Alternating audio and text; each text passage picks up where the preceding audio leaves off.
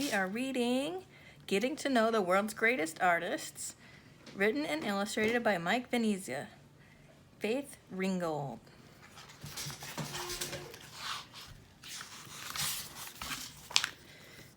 Faith Ringgold was born in New York City in 1930. She grew up during a time of a lot of prejudice and discrimination in the United States.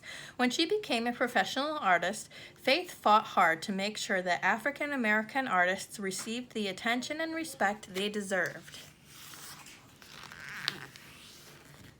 Faith Ringgold is known for her paintings, prints, masks, and soft sculptures. These works of art often show her feelings about being an African American woman.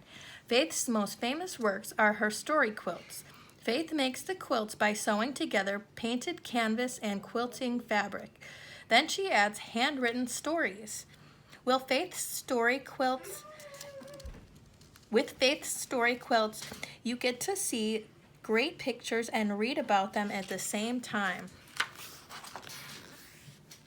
Faith Ringgold, who was born Faith Jones, grew up in a section of New York City called Harlem.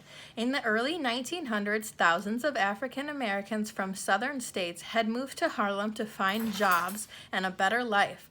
Many great jazz musicians, singers, athletes, authors, and artists lived in Harlem during the 1930s. On hot summer nights,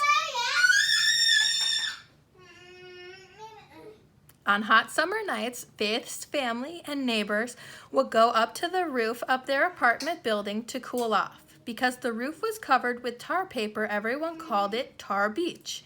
At night, Faith loved to look up into the sky at the stars.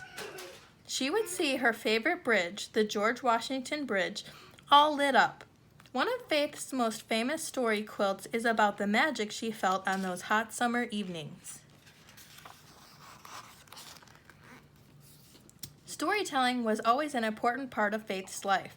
When she was a little girl, Faith stayed up late listening to her parents, aunts, and uncles tell stories about their family history. Faith learned a lot, and it was great fun. Before people had television in their homes, storytelling and listening to the radio were major forms of entertainment.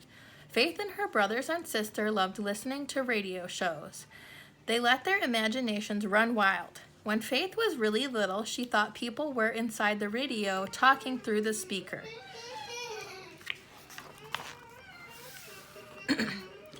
Faith spent a lot of her childhood at home. She was often sick with asthma. When Faith had an asthma attack, she had trouble breathing. During periods when Faith was sick, her mother, Willie, schooled her at home. Faith also spent lots of time drawing and coloring. Willie taught Faith to sew, too. Faith made all kinds of neat things like little shoes, purses, and even underwear. On days when Faith was feeling better, Willie would take her to museums and stage performances while her brother and sister were at school.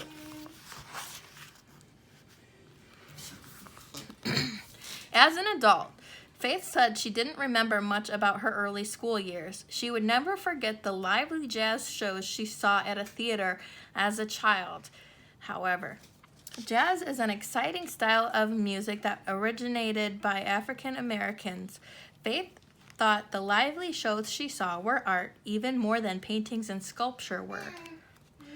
Later, Faith would paint and make prints of jazz musicians and singers. These pictures are so colorful and full of life, you can almost hear jazz music when you look at them. Even though Faith was always interested in art, she didn't take any art classes in high school. She did practice art at home, though. Faith often did portraits of friends and family members. When she went to the City College of New York, Faith studied education and art. It was in college that Faith made up her mind to become a serious full-time artist. One day, her instructor insulted a drawing she had made of a mountain scene. The instructor told Faith to label her mountains so she could tell what they were. He also told Faith that he didn't think she had the talent to become an artist. That was all Faith needed to hear. She decided then to show her teacher and everyone else she would be an artist. A good one, too. During college, Faith married her high school sweetheart, Earl Wallace. They had 2 daughters, Michelle and Barbara. When Faith graduated, she got a job as an art teacher in New York City Public School. It wasn't an easy start for a young woman. To make matters worse, the marriage didn't work out. After 4 years, Faith and Earl separated. Faith had to figure out how to raise 2 young daughters, work as an art teacher,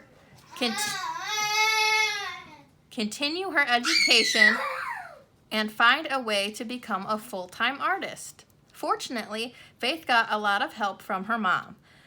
Then she fell in love with a man named Burdett Ringgold.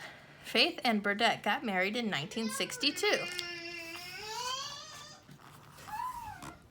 Now that Faith had more help taking care of her girls, she really got busy working on her art. During her college years, Faith had learned about all the great European artists.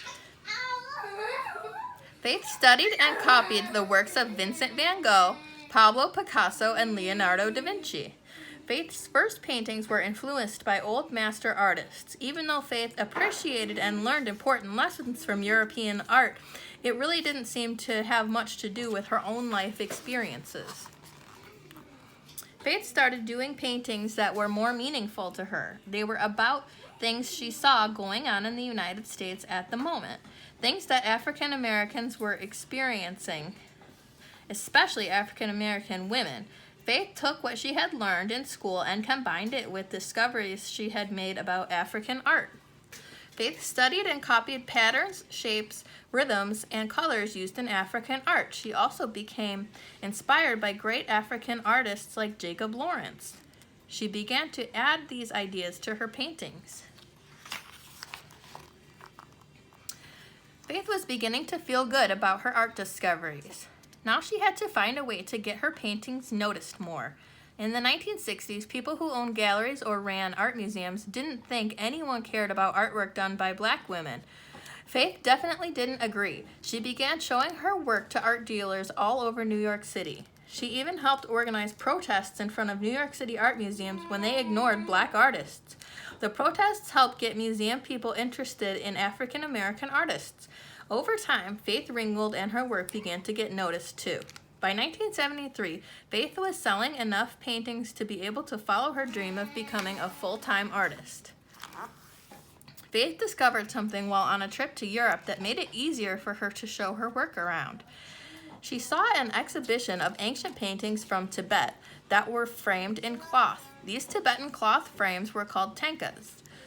Faith thought tankas would look great with her paintings. Now Faith could forget about heavy wooden frames and glass. Tankas allowed her to fold or roll up her paintings. This made it much easier and much less expensive to ship her work to galleries and art shows. Faith's mother, Willie, sometimes helped her daughter make tankas. Willie was perfect for the job. She had become a well-known fashion designer in Harlem and really knew how to sew. Faith had loved sewing from the time she was a little girl. It wasn't long before Faith was using her sewing skills to help create her famous quilts. Quilt making is an African American tradition. In the 1800s, slave women would make quilts for their owners. They often added colorful shapes and designs that came from their African past. Faith loved writing stories to go along with her quilt paintings. Writing was just about as important to Faith as painting and sculpting. It's much better to see a real Faith Ringgold quilt than a picture of one. It's interesting to see how she stitched pieces of painted canvas together and made her colorful cloth frames. It's fun to read the stories on the quilts too. If you can't find a real Faith Ringgold story quilt to look at, you can check out her many beautifully illustrated children's books. A great example is her first book, Tar Beach. It tells the story of Cassie Lightfoot, the main character from Tar Beach story quilts. Faith also used her knowledge of African art when she created her mask series of soft sculptures. Once again, Faith combined African designs, fabric, and beads to create remarkable three-dimensional works.